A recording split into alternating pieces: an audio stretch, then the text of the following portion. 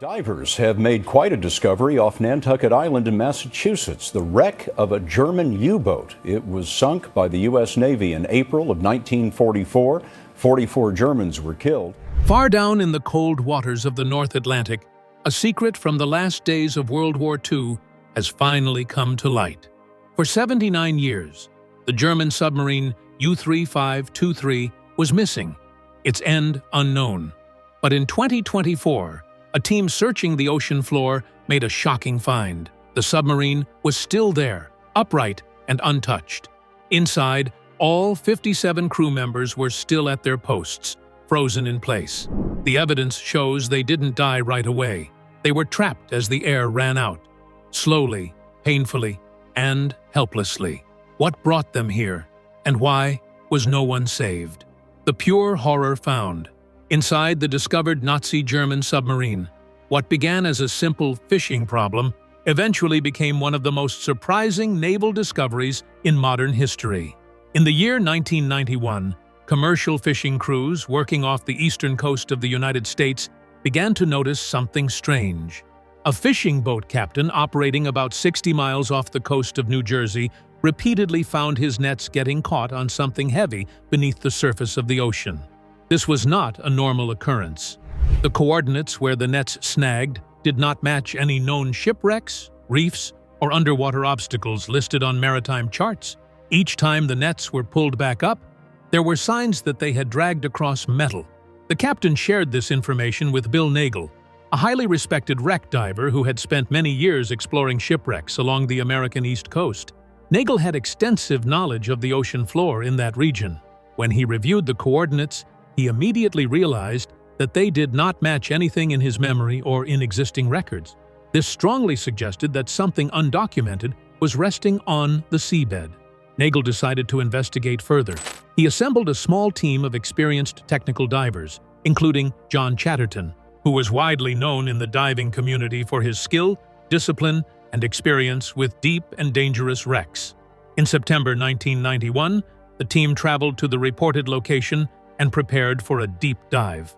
Their instruments showed a large object resting approximately 230 feet below the surface. When the divers descended, they encountered dark, cold water with very limited visibility. As they moved deeper, the outline of a massive structure slowly emerged from the darkness. What they saw was shocking.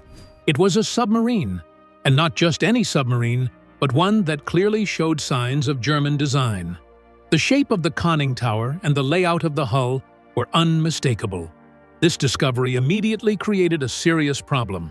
According to official records from Germany, the United States, and Britain, every German U-boat lost during World War II had already been documented. Each one had a recorded sinking date, location, and cause of loss. There were no records of a German submarine being lost anywhere near the New Jersey coast. Based on these records, what the divers were seeing should not have existed. The divers reported their discovery to naval authorities, including the Naval Historical Center. Officials listened, but remained firm in their position. They insisted the records were complete and accurate. From their perspective, the divers must have been mistaken. However, the divers had physically seen the submarine, touched its steel hull, and explored parts of its structure. They knew it was real. Because the submarine could not be identified, the divers referred to it as an unknown or impossible wreck while they continued their investigation. Returning to the site again and again was extremely dangerous. At a depth of 230 feet, divers faced severe risks, including nitrogen narcosis, rapid air loss, freezing temperatures, and strong underwater currents. Inside the wreck, the dangers increased even further. Sharp metal edges, collapsed compartments, and thick layers of silt made navigation difficult and deadly. Tragically, the wreck claimed lives. In 1992, experienced diver Chris Rouse and his son Chrissy descended to the submarine. Something went wrong during the dive. Both surfaced unconscious and later died. Their deaths deeply affected the diving community and reinforced just how dangerous the investigation had become. Despite calls to abandon the wreck, the divers continued, believing that the truth needed to be uncovered. As the dives continued over the following years, divers began to recover artifacts and observe human remains scattered throughout the submarine. Bones were found in multiple compartments, mixed with debris and silt. One detail stood out. The submarine appeared to be missing standard identification markings.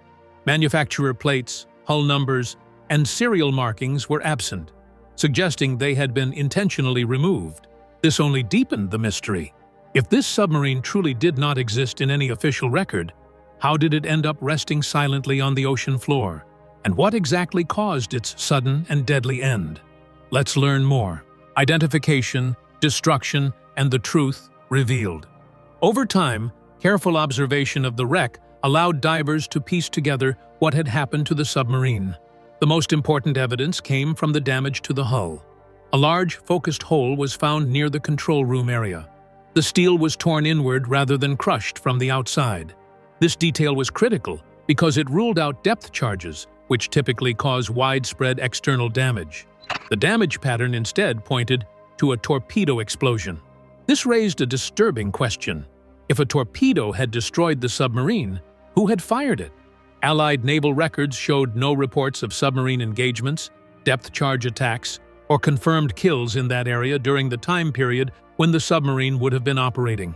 There was no evidence that Allied forces had attacked a U-boat near the New Jersey coast. Investigators then considered the technology used by German submarines late in the war. At that time, German U-boats were equipped with acoustic homing torpedoes. These weapons were designed to follow engine noise in the water. While advanced for their time, they were known to malfunction. In some cases, the torpedoes failed to lock onto their intended targets. In the worst cases, they circled back toward the submarine that fired them. Evidence from inside the wreck suggested the submarine had launched a torpedo shortly before its destruction. Based on the damage and known torpedo behavior, the most likely explanation was that the submarine was struck by its own malfunctioning weapon. The torpedo would have silently homed in on the loudest noise in the area, which was the submarine's own engines. The explosion would have occurred without warning. The blast destroyed the control room instantly, killing the crew members stationed there. However, German U-boats were divided into several watertight compartments. Evidence showed that some compartments, particularly toward the rear of the submarine, remained sealed after the explosion. This means that not all crew members died immediately. Those trapped in the sealed sections would have survived the initial blast. They would have felt the submarine lose balance and begin sinking toward the ocean floor. The lights would have failed as water flooded electrical systems. With no possibility of escape at such depth, the men would have been trapped in total darkness, fully aware of what was happening. Eventually, they would have died as air ran out and pressure increased. In 1997, 6 years after the first dive, definitive proof of the submarine's identity was finally recovered. John Chatterton found a knife buried in silt in the aft section of the wreck. After cleaning it, a name was clearly visible on the handle: Henberg. Research confirmed that Martin Henberg was a torpedo crewman listed on the roster of German U-boat U-869. U-869 was a Type 9C/40 long-range submarine built in Bremen and commissioned in January 1944. It was commanded by Helmut Neuberg and carried a crew of 56 men.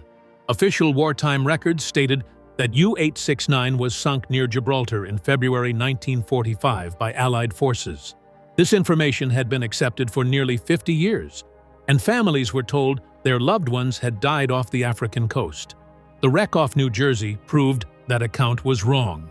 After reviewing the physical evidence, artifacts, and documentation, naval historians revised the official record. U-869's final resting place was corrected to the Western Atlantic, and the cause of its destruction was changed to a probable torpedo malfunction. This discovery corrected decades of historical error and provided long overdue answers to the families of the crew. It also demonstrated that even the most trusted historical records can be incomplete or wrong, and that physical evidence can still reshape our understanding of the past.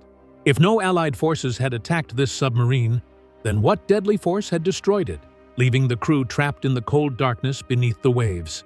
Stay tuned for more. The wreck of U-869 and the truth uncovered. When investigators examined the wreck of U-869, the first thing they noticed was the damage to the submarine itself. The most severe destruction was in the control room, the central area where the captain and officers directed the boat and made all the critical decisions. The steel in this part of the submarine was torn inward, bent into the room rather than pushed out.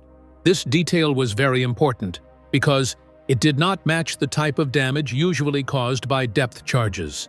Depth charges explode near a submarine and create pressure waves that crush the hull from the outside. The concentrated and focused damage on U-869 meant that something different had caused it, something far more unusual than an enemy attack. The location of the wreck was also puzzling. According to all Allied naval records, there had been no attacks, no reports of enemy submarines being sunk, and no patrol records that matched the area where U-869 was found. No planes, no ships, no naval logs, and no submarine engagement reports suggested that any enemy force had attacked there. This made it clear that the long-held explanation for U-869's loss was wrong. Something else had happened, and investigators needed to look closer. Historical research on German U-boats provided a possible answer. In 1944, many German submarines, including U-869, carried acoustic homing torpedoes. These torpedoes were advanced for their time and designed to follow the sounds of ship engines in the water, helping the U-boat hit moving targets more accurately. But they were not perfect.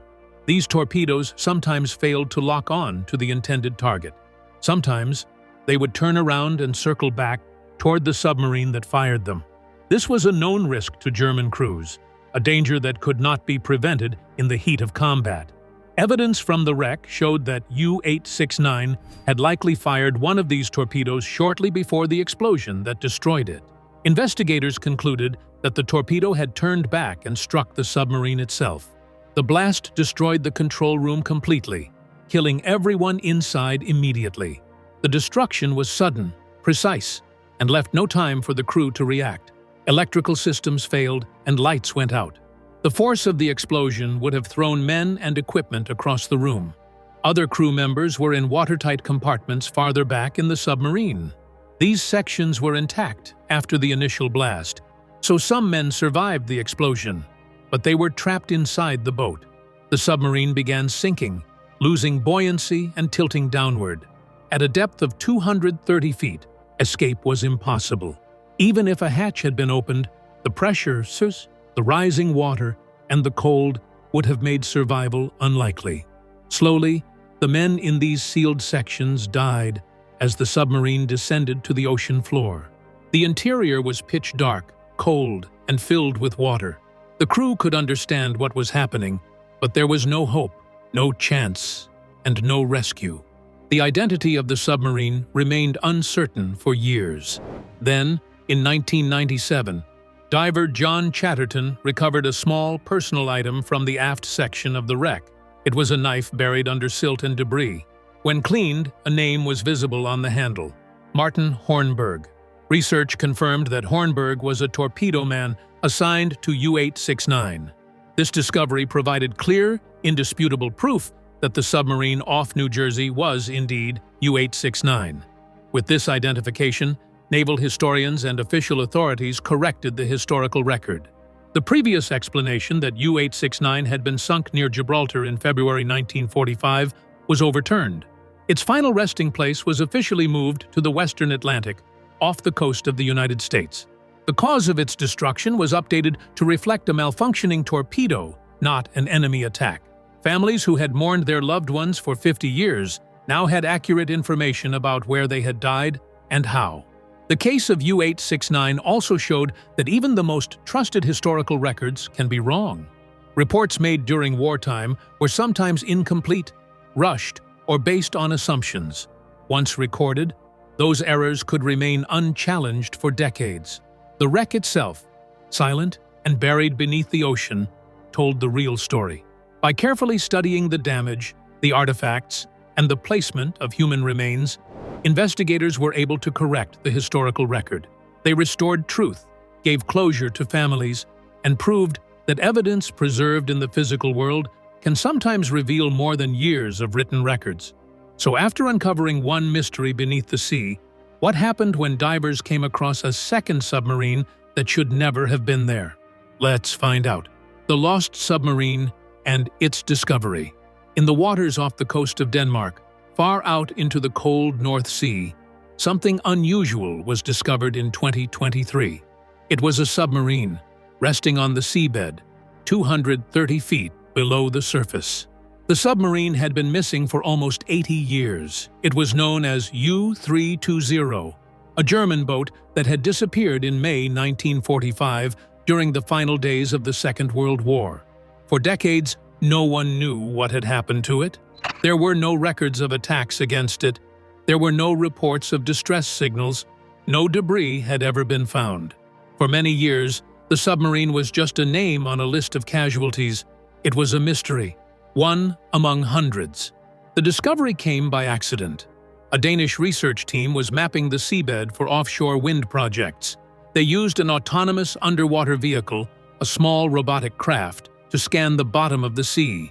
Its mission was simple: to look for obstacles that might interfere with future construction. But instead of rocks or pipelines, the sonar picked up something unusual. At first, the team thought it might be a sunken ship, perhaps a merchant vessel, maybe a fishing boat, but the measurements did not match. It was neither small nor large enough for the typical vessels that might sink there. Its shape was different. It was long, narrow, and streamlined. The contours, the shape of the hull, and the presence of a conning tower and deck gun showed that this was a submarine. When the Danish Navy was informed, they quickly realized the importance of the find. Historical records were consulted.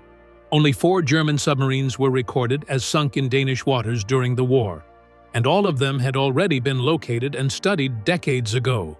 This wreck was different. It was not on any list. This was something that had been lost and forgotten, a piece of history frozen under the waves. Remotely operated vehicles were sent down to explore. They had cameras, lights, and laser scanning tools. The floodlights revealed gray paint still clinging to the hull after nearly 8 decades. The conning tower hatch was closed, and the deck gun remained in position, pointing as though it had been aiming at a target. The submarine was identified as U-320. The Danish authorities informed the German government, and families connected to the crew, if still alive, were notified. The initial observations raised questions.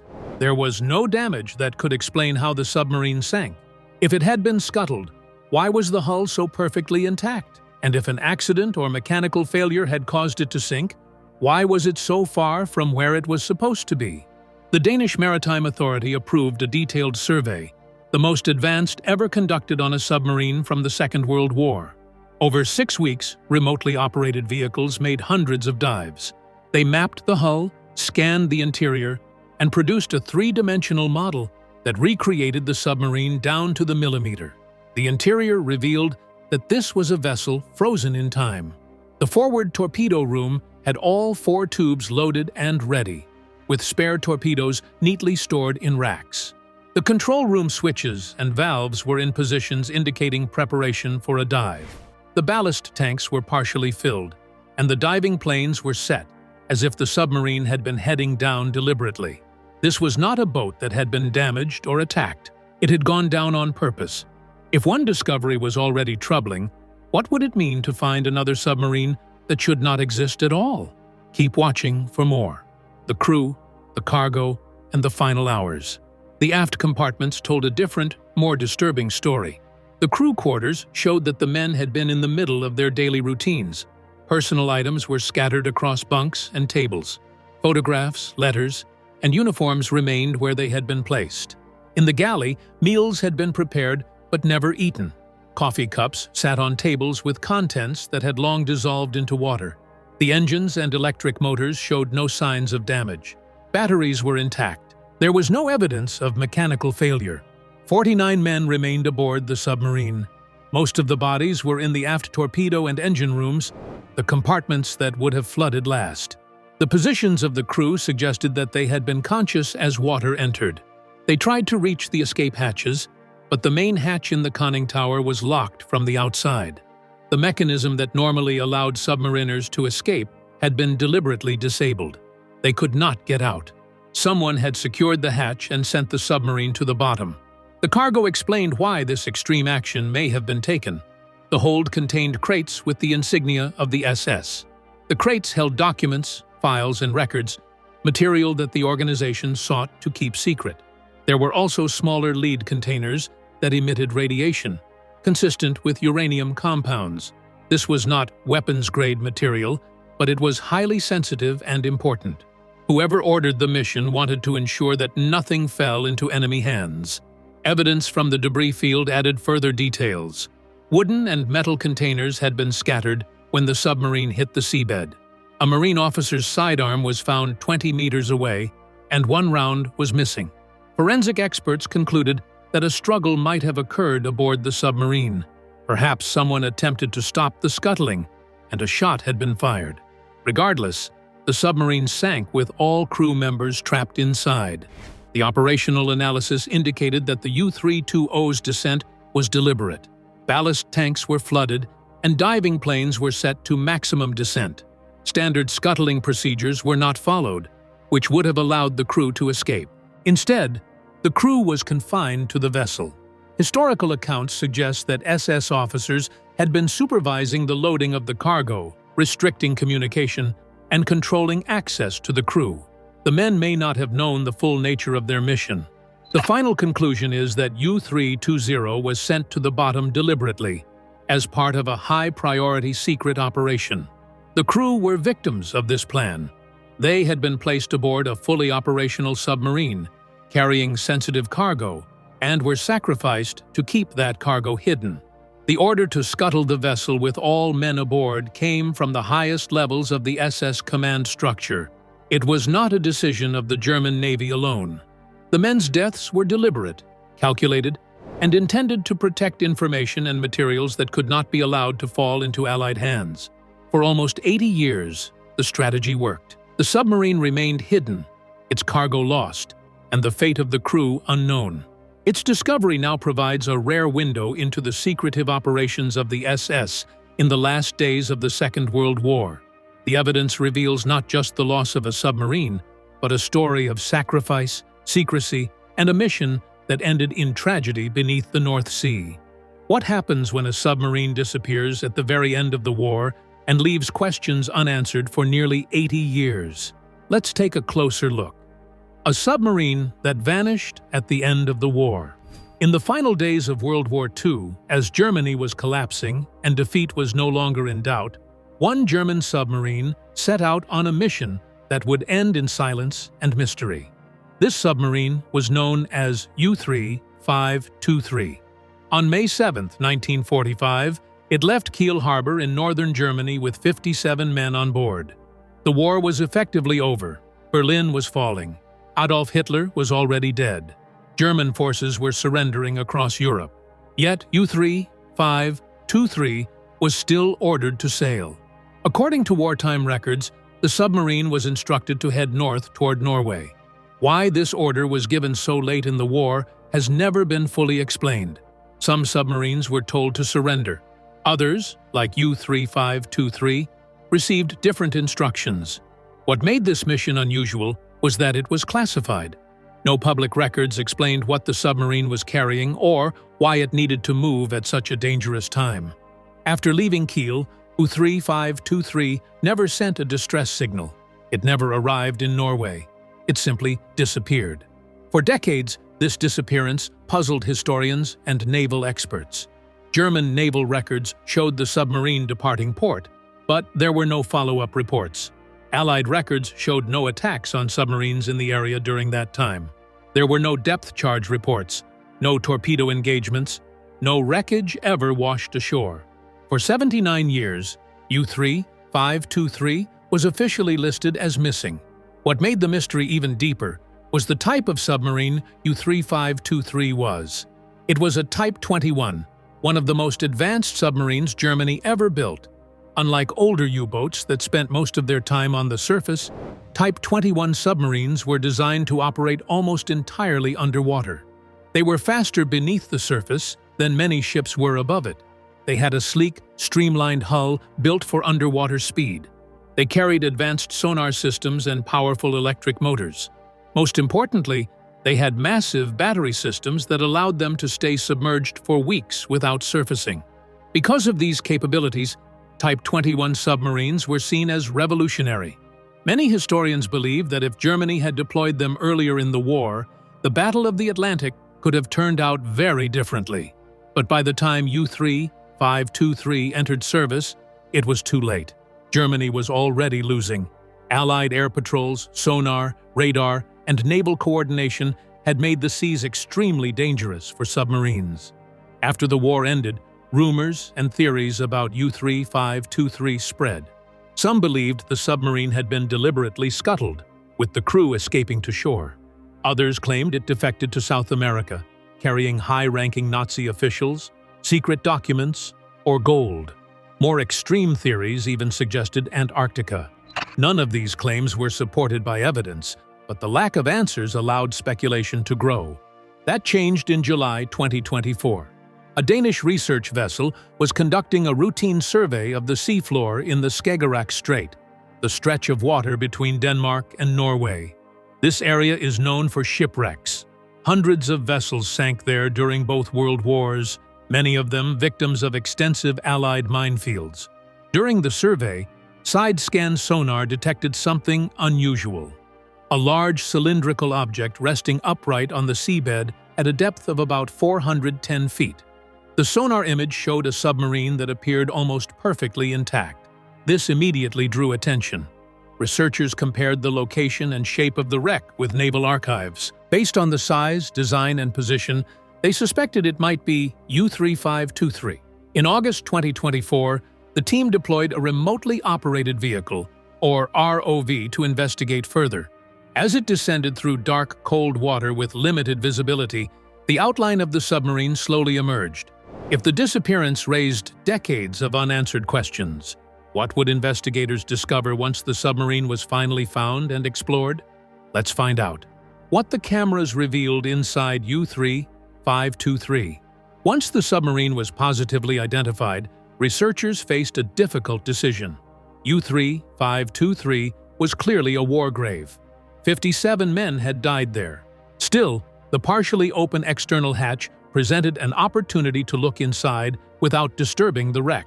Carefully, the ROV maneuvered its camera through the opening. The first compartment revealed was the aft torpedo room. What the cameras showed was unsettling. Torpedo racks lined the walls. Crew bunks were folded down. Personal belongings were everywhere. Boots were neatly placed beneath bunks. Uniforms hung from hooks. Photographs, letters, books, and small personal items were still in place. Everything looked as if the crew had simply stood up and walked away. But they never did. As the camera moved deeper, it entered the engine room. The massive diesel engines and electric motors were still there, frozen in time.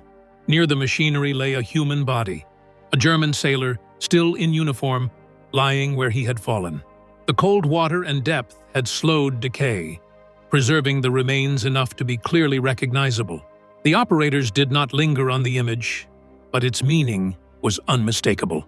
Further inside, the ROV passed into the crew quarters. More bunks, more personal items, and more bodies. Several sailors were found lying in their beds, as if asleep. Others were slumped against walls. None showed signs of violent death. This alone suggested they had not died instantly when the submarine sank. The most important evidence came from the control room. This was the heart of the submarine, where officers controlled depth, speed, and direction. Inside, 3 bodies were found. One was positioned at the diving plane controls, another was at the navigation station. A third appeared to be seated where the captain would normally be. The controls told a clear story. The diving planes were set to full rise. Ballast systems showed attempts to blow the tanks. These men had been alive and working when the submarine reached the seabed. They were trying to surface. Experts later concluded that U-3-523 had likely struck an Allied mine in the Skagerrak. The explosion occurred outside the pressure hull. It did not rip the submarine apart. Instead, it damaged the ballast tanks and hydraulic systems. Without functioning hydraulics, the crew could not properly control buoyancy. Despite their efforts, the submarine continued to sink. When U-3523 reached the seafloor at 410 feet, it did not implode. The hull held, but water began entering slowly through damaged systems and weakened seals. The crew sealed pressure doors and moved into compartments where flooding was slowest. Many gathered in the forward torpedo room, the largest open space with the most air. The camera footage from this compartment was the most disturbing. At least 20 bodies were found clustered together in one corner. Experts believe the crew survived for days, not minutes. Oxygen slowly ran out. Carbon dioxide levels rose. Headaches, confusion, panic, and unconsciousness would have followed. Eventually, all 57 men died. What do you think about the discovery of the Nazi German submarine? Share your thoughts in the comments section below. Thank you for joining us as we uncovered the long-hidden story of the lost Nazi submarine and the shocking discoveries preserved inside. If this deep dive gave you a new understanding of the submarine's final voyage, don't forget to like and subscribe. Click the next video on your screen to explore more astonishing discoveries. See you there.